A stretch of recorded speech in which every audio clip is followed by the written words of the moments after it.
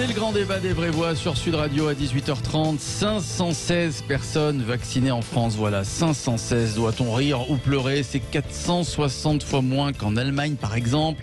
Le gouvernement sous pression qui promet d'accélérer en est-il capable? Peut-on parler déjà de scandale d'État, comme l'a dit Jean Rottner, le président LR de la région Grand Est?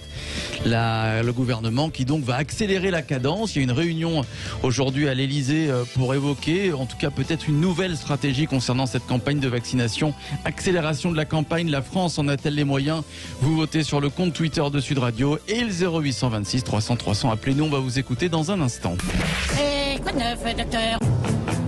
Quand il s'agit de vaccination, tous les pays n'avancent pas au même rythme. Pour le moment, seules 500 personnes ont été vaccinées en France contre plus de 238 000 en Allemagne. Cet écart que nous pouvons enregistrer aujourd'hui dans le démarrage, il est assumé. Pour l'instant, 1 million de Britanniques ont déjà reçu une injection et cette campagne de vaccination, elle va encore s'accélérer. Je ne confonds pas vitesse et précipitation. 1 million de personnes vaccinées dans l'État d'Israël. Nous sommes en avance sur le reste du monde. Ce qui compte, c'est que d'ici à la fin du mois de janvier, nous aurons rattrapé le décalage vis-à-vis de tout le monde. Ici en Italie, cette campagne, elle est bien gérée. 84 000 personnes déjà vaccinées. Nous protégerons de la même manière l'ensemble des publics vulnérables et nous aurons en plus gagné de la confiance et de l'adhésion à la vaccination. La France va-t-elle pouvoir accélérer cette campagne de vaccination? On en débat avec Philippe Bilger, nos vraies voix, Yael Mellul, Stella Kamga et notre invité c'est Philippe Vermèche. Bonsoir Philippe Vermèche. Bonsoir. Mais bonsoir à vous, bonne année, président du syndicat des médecins libéraux, bonne année et bonne santé mon cher Philippe Vermèche. Alors la première question que j'ai envie de vous poser, que se passe-t-il? Qu'est-ce qui ne fonctionne pas dans cette campagne de vaccination? Oui. Déjà pour commencer, une bonne année à vos auditeurs, en espérant que 2021 soit bien meilleur que 2020. Voilà. Alors qu'est-ce qui se passe? Le problème, c'est qu'on a plusieurs facteurs.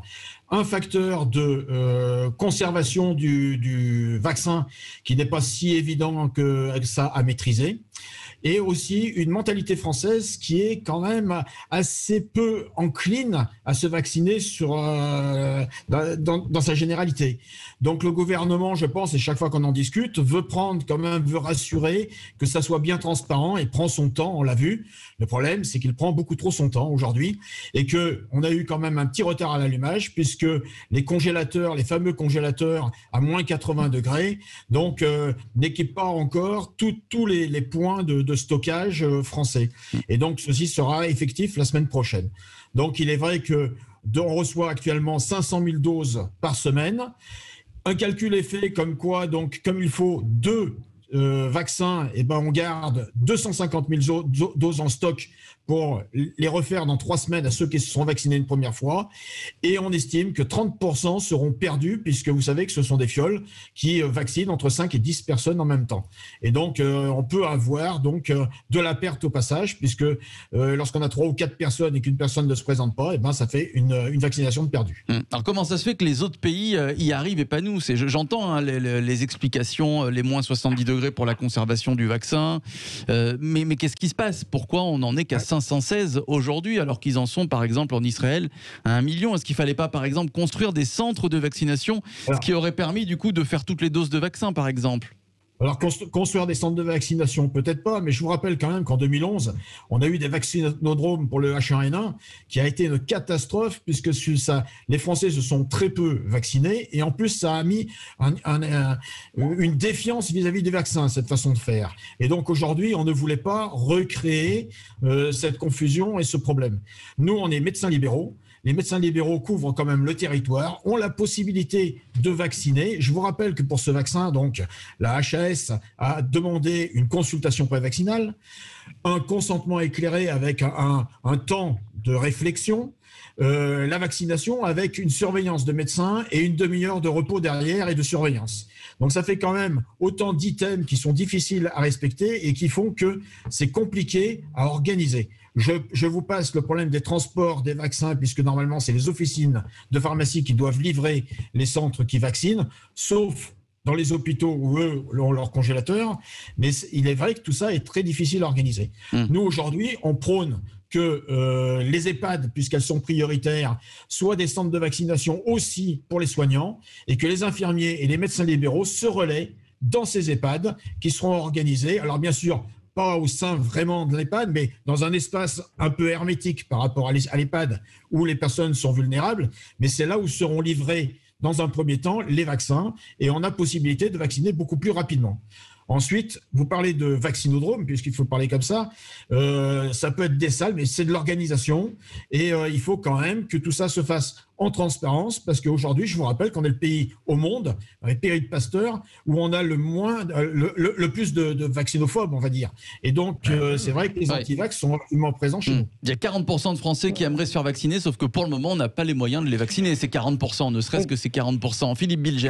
J'ai écouté Monsieur le Président, et s'il le permet, je voudrais relier deux choses qui m'ont frappé. D'abord, l'opposition majoritaire au vaccin et finalement, de mon point de vue, l'incurie du gouvernement sur les vaccins. Le premier point, je me demande si il n'y a pas en France un excès du principe de précaution et, je dirais, une bureaucratie qui rend très difficile ce qui, dans d'autres pays, va mieux. Deuxième élément, et là, j'aimerais bien l'avis du président, j'ai l'impression qu'à force de contre-ordre, de contradiction, la parole publique n'est plus crue avec l'adhésion qui aurait été nécessaire.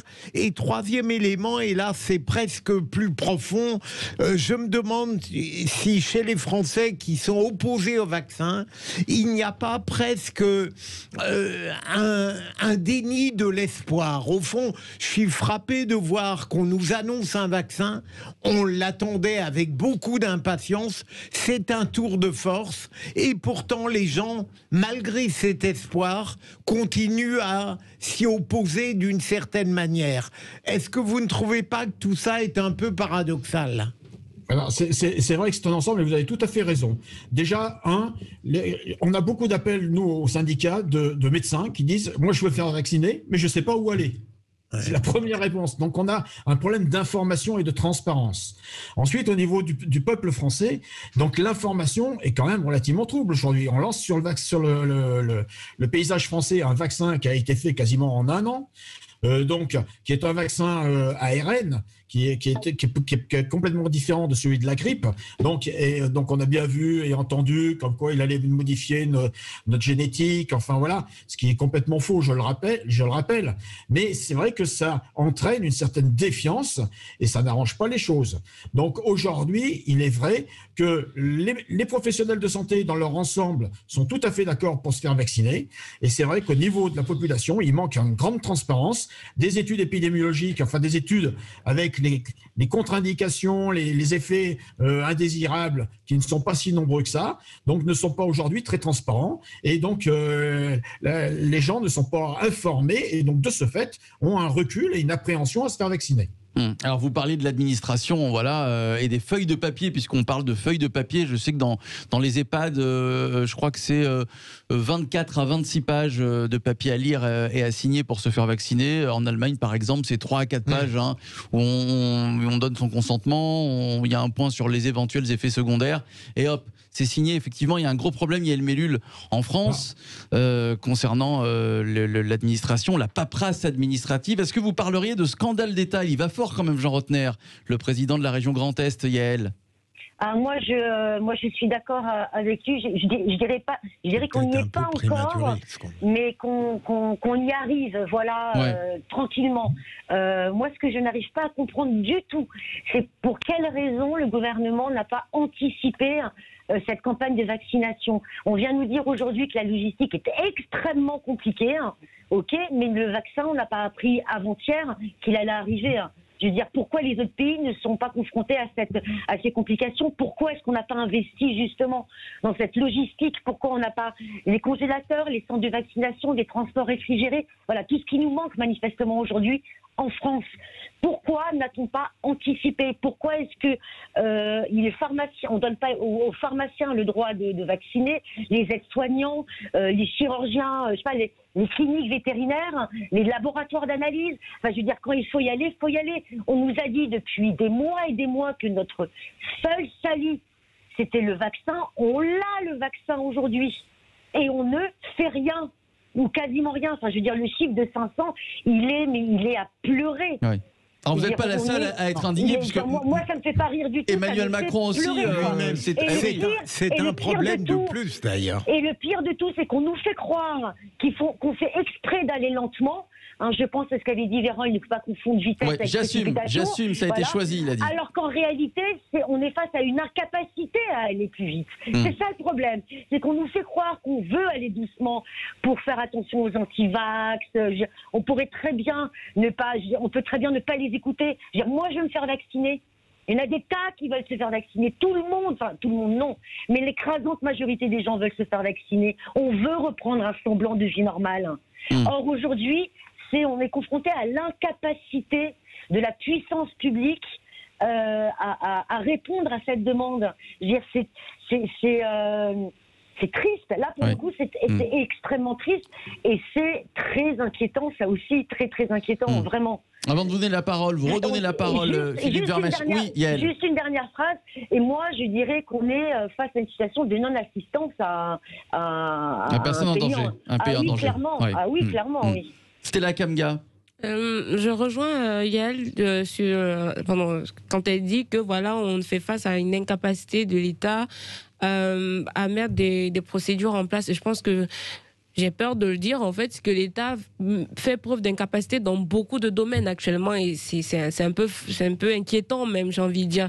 Malheureusement, pour annuler, par exemple, la publication du documentaire Hold Up, il y a tout qui a été mis en œuvre, voilà, pour essayer de dire que voilà, c'est de la fausse information. Il y a eu des crises de plaintes et ça a fait tout un tapage sur Twitter. Énormément de choses. Parlons par exemple de Daniel Cohn-Bendit ce matin sur LCI, qui disait que ceux qui ne veulent pas aller se faire vacciner n'ont qu'à aller se faire foutre. À un moment donné, quand on est en face des personnes, au lieu de les rassurer, on les fait peur, on crée une espèce de brouillard qui les empêche de réfléchir, des informations qui sont soit erronées, soit mal dites, soit mal transmises. C'est un peu normal que les gens se retrouvent en train d'avoir peur, en fait, d'aller se faire vacciner. Le problème, c'est qu'en ce moment, on n'est même pas capable de vacciner ceux qui le veulent, c'est-à-dire 45 à 50% des Français. Mais parce qu'on a mis en réalité des procédures à expliquer que voilà, il faut d'abord vacciner les vieux, sauf qu'on oublie que les personnes âgées aussi, à un moment donné, peut-être qu'eux aussi réfléchissent, ils ne veulent pas se faire vacciner. Donc, mettez des procédures en place qui disent simplement que ceux qui veulent se faire vacciner, allez vous faire vacciner, en attendant de convaincre justement ceux qui traînent la patte, et voilà, quand ils vont voir le nombre aller se faire vacciner, peut-être qu'ils vont suivre, pourquoi pas. En tout cas, il y en a une qui n'a pas traîné la patte. Elle est allée se faire vacciner aujourd'hui. C'est Florence qui nous appelle de Pau, 0826 300 300. Bonsoir Florence. Bonsoir. Voilà, bonsoir Florence, bonne année à vous. Merci. Bonne santé surtout. Voilà Florence, vous confirmez, vous êtes fait vacciner aujourd'hui. Vous êtes la première habitante de Pau à vous être fait vacciner aujourd'hui. Alors, je remets un petit peu les choses dans le contexte. Je suis cadre de santé à l'hôpital de Pau, en unité de soins de longue durée. Donc c'est surtout la première résidente d'Aquitaine qui a été vaccinée dans mon service aujourd'hui. Et on tenait aussi, nous soignants, à donner l'exemple. Et donc voilà, on a vacciné quelques soignants. Là, c'était un petit peu... aujourd'hui, on a vacciné des résidents et des soignants. Et moi, en tant que cadre de santé responsable d'une équipe soignante, il était important pour moi de donner l'exemple. J'ai plus de 50 ans et j'ai aussi des risques. Donc, de toute façon, tout était réuni. Donc, j'ai été vaccinée ce matin. Et je vais très bien. Bon, alors, concernant toute la polémique, le fiasco qui ressemble au fiasco des masques, ce fiasco de la campagne de vaccination et cette extrême lenteur, vous en pensez quoi, ma chère Florence? Est-ce que le gouvernement va pouvoir donc accélérer la cadence des prochains jours?